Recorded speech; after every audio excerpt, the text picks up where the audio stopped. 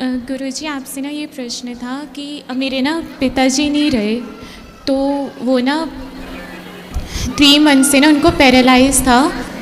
तो एक दिन पहले मतलब वो 18 अक्टूबर को एक्सपायर हुए थे, तो 17 अक्टूबर को नाइट में ना वो कह रहे थे कि वो आपसे मिलना चाहते हैं। अच्छा। वो आपसे हरिनाम लेना चाहते हैं। तो रात में बस मैंने उनको ना, उनकी ना शुगर लो हो गई थी, तो मैंने उनको अच्छे से खाना खिला दिया था, शुगर उनकी फिर कंट्रोल में आ गई थी। बट रात में ना मतलब रात में वो सो रहे थे, तो फिर ऐसी सोई रह गए थे। तो कार्तिक महीने का 2nd डे था उस टाइम ना, मेरी माँ ना पूजा करने गई थी मंदिर में, और मैं ना शिव पुराण का अध्याय कर रही थी। तो फिर पिताजी ने ना मेरा नाम लिया, तो फिर उनके प्राण फिर निकल गए। मेरा नाम लेके उन्होंने अपने प्राण उनके निकल गए। तो उनके जाने के बाद ना कई जितने हमारे रिलेटिव्स थे ना, तो उन्होंने मुझ पे ब्लेम डाला कि मैंने अपने पिताजी को मारा है। तो क्या एक बेटी अपने पिताजी को मार सकती है? तो कहने वाले कहते रहे हैं, इसमें आप क्यों इतना सीरियस हो रहे हैं? कहने वालों का काम क्या है? कहना, कहने दो। आप बिल्कुल इस बात से परेशान ना होइए। मेरा कोई भाई भी नहीं है, तो उनका संस्कार पिंडदान ये सब मैंने ही किया था। तो जब मैं हरिनाम करती हूँ। ये बेटा बच्चे को थोड़ा घुमा दो, ले जाके बाहर काहे रुला रहे हो? जाओ घुमा के आओ उसको, जाओ दिल्ली बम्बई दिखाओ। जब भी मैं हरि नाम करती हूँ ना, तो मुझे ना वही सब याद आता है कि मैंने उनको कैसे अग्नि दी थी। उनके आँख भी खुली हुई थी और मैं उनके आँखों में शहद डाल रही हूँ, पिंडदान कर रही हूँ। तो वो जो सब चीज़ें हैं ना, वो भूल नहीं पाती मैं। कोई बात नहीं, भुलाना तो पड़ेगा। इन सब चीज़ों को याद रखने से भी क्या फ़ायदा है? कैसे भुलाऊंगी मैं? कथा सुनिए, कथा सुनिए, इसी से भूलेगा। जो मृत्यु है वो अटल सत्य है। हम सबको एक दिन मरना है। पिताजी आपके कितने साल के थे? 56। तो 56 ठीक है।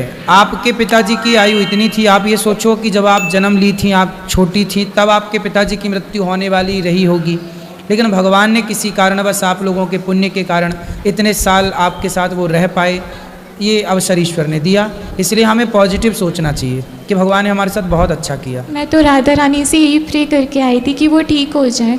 मैं तो इसीलिए उनको अपने पास लेकर आई थी पिताजी को। मुझे नहीं पता था कि 2 दिन में ही चले जाएंगे वो बहुत पहले चले जाने वाले थे आपके जन्म के बाद, लेकिन इतने वर्षों तक वो रहे, क्योंकि कोई पुण्य था जो इतने वर्षों तक रखा। लेकिन जब उनको टाइम पूरा हुआ, समय सबका आता है। स्वामी विवेकानंद जी एक कम 40 साल की उम्र में चले गए, 39। स्वामी आद्य शंकराचार्य जी 29। इतनी कम आयु में सिधार गए, भगवत धाम चले गए। तो भगवान के धाम में कोई कब चला जाए ये हम और आप निश्चित नहीं करते, डिसाइड नहीं करते। ईश्वर के यहाँ से सब फिक्स होता है। जन्म विवाह मरण गति हुई, जहाँ जस लिखा तहाँ तस हुई। इसलिए परेशान नहीं होना, केवल कथाएं सुनो, बचा हुआ जीवन अच्छे काम में लगाओ, सब भगवान की सेवा करो, खूब बढ़िया से। क्या वो मुझे अब कभी नहीं मिलेंगे? किसी रूप में कभी नहीं आएंगे वो? क्यों नहीं मिलेंगे? गुरु के रूप में पिता ही होता है। माँ है आपकी, तो माँ के रूप में माँ बाप दोनों हैं, ये समझो। माँ में भक्त पिता को देखो और गुरु में अपने पिता का दर्शन करो। गुरु पिता ही होता है। हरे कृष्णा। हरे कृष्ण। गुरु जी राधे राधे। आपके चरण कमलों में मेरा प्रणाम। गुरु जी, मेरा एक प्रश्न है कि मेरे पति 5 महीना पहले ही गुजर गए, लेकिन मैं आपकी कथा बहुत प्रेम से सुनती हूँ। उससे बहुत हमको मन में शांति हुई है। शांति हुई है। आपका कथा मैं बहुत प्रेम से सुनती हूँ। प्रश्न क्या है? गुरु जी, मेरे बेटा को, छोटे वाला, मेरे 2 बच्चे हैं। एक लड़के को तो नौकरी सही है, एक लड़का अपने बिजनेस किया, बिजनेस में उसको 10 लाख रुपया का घोटाला लगा। फिर वो सर्वा नौकरी करने लगा। नौकरी में भी नौकरी लगती थी और छूटती थी। अब आप नौकरी बिजनेस ना जपो, आप सबसे मन हटाओ। बेटा बेटी अपना समर्थ हैं, कर लेंगे। आप केवल भगवान का नाम जपो। आप ज़्यादा चिंता, आप पुण्य करो। आप माँ बाप जितना पुण्य करेंगे, भगवान का जितना भजन, बच्चे उतने अच्छे होते चले जाएंगे। माँ बाप के पुण्य से बच्चों का जीवन अच्छा होता है। इसलिए आप भगवान में मन लगाओ, बच्चे अपने आप संवर जाएंगे। पेड़ की जड़ में पानी डालो, ऊपर पत्ते अपने आप हरे भरे हो जाएंगे।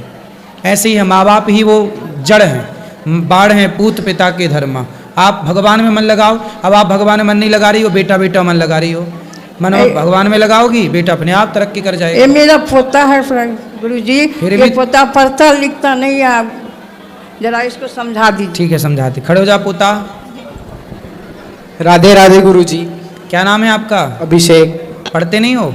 पढ़ता हूँ, लिखते नहीं हो? लिखता हूँ। दादी तो कह रही है पढ़ता लिखता कुछ नहीं है। पढ़ लेते हो? हाँ अच्छा, लिख लेते हो? हाँ। खराब नंबर लाता है, हैं? बहुत खराब नंबर लाता है, कितने खराब नंबर?